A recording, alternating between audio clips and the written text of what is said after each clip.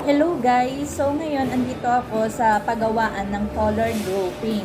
So dito lang sa Barangay Anonas, Urdaneta City. So sa mga nagpapagawa ng bahay dyan, pwede po kayong bumisita sa kanilang office. Dito lang po sa malapit sa entrance ng Tiplex, Urdaneta. Mura at magaganda ang kanilang mga gawang yero dito at pwede nyo din kunin agad-agad basta willing lang kayong maghintay.